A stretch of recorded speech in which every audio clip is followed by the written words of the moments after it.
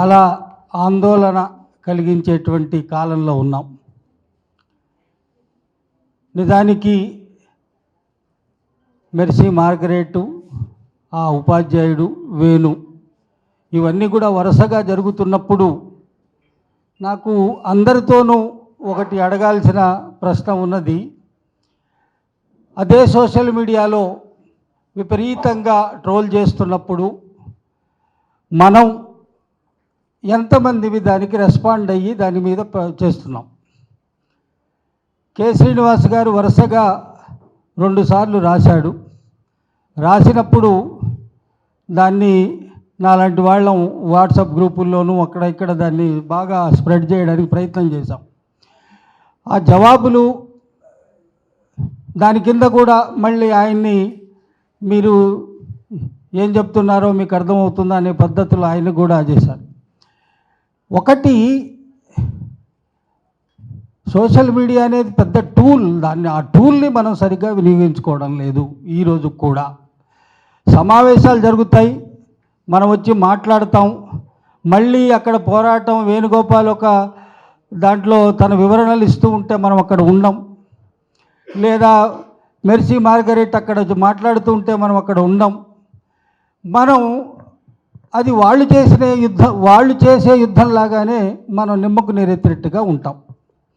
ఈ నిమ్మకు నీరెత్తినట్టుగా ఉండేటువంటి లక్షణము లేదా స్వభావము ముందు పోగలిగితే చాలా బాగుంటుంది. దానికోసం ఏ రకంగానూ ముందు మనం భవిష్యత్తులో చేయగలిగిన లేదా మార్చగలిగిన విషయాలు ఏవైనా ఉండనిగాక ఇమీడియట్ మన రెస్పాన్స్ని, ఇప్పుడు నేనున్నాను ఒక సాయిబు, యాకూబు అనగానే అది ఒక ఇస్లాము హిందూ అనేటువంటిది వస్తుంది. బోళ్ళంతా రగిలిపోతూ ఉంటుంది, రాయాలని బోళ్ళంతా మెటీరియల్ అక్కడ పెట్టుకుంటూ ఉంటాను. ఇవాళ ఏం చేయాలో తెలియక గురజాడప్పారావుని ఆశ్రయించాను నేను. పొద్దున్నుంచి గురజాడప్పారావు దేశం అంటే మట్టి కాదు, మనుషులు అన్ని మతం ఇవి రాసుకుంటూ కూర్చున్నాను నేను. మీరు ఎందుకు రాయరు?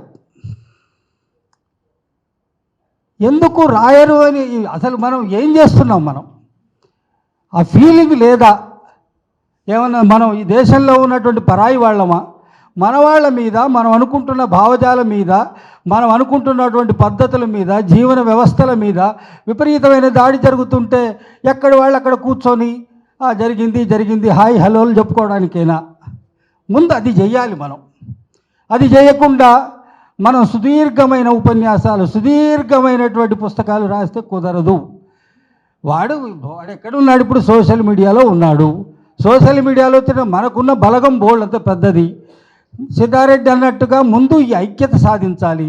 ఆయనట్లా ఈయనట్లా మనకు తిట్టుకోవడంతోనే సరిపోతుంది. మనం ఈ ఐక్యతను సాధించడంతో ఈ విషయంలో మనం సాధించవలసిన ఐక్యత దీంట్లో కలగలిసి చేసినప్పుడు ఒక ఐక్యతను సాధించగలమేమో అది ఆలోచించండి. ఫేస్బుక్ని పక్కన పెట్టకండి, వాట్సాప్ని పక్కన పెట్టకండి, ఇన్స్టాగ్రాముల్ని, అవి మన కార్యక్షేత్రాలు. ఇప్పుడు అక్కడికి సమాయత్తం కావాలి. వందలాదిగా మనల్ని అభిమానిస్తున్న, ప్రేమిస్తున్న వాళ్ళని పురికొల్పాలి. మనం కూడా అక్కడ ఉందామని. దానికి ఏదో పేజీలు ఉంటాయి, గ్రూపులు ఉంటాయి. నేను ఈ మధ్య ఇవన్నీ జరుగుతున్నప్పుడు ఒక గ్రూపులోకి వెళ్ళా. ఆ గ్రూపు ధర్మ ప్రచార హిందూ ఏదో ఉంది. దాంట్లో చేరాలంటే జాయిన్ గ్రూప్ అంటే రెండింటికి వాళ్ళు సమాధానం చెప్పాలి.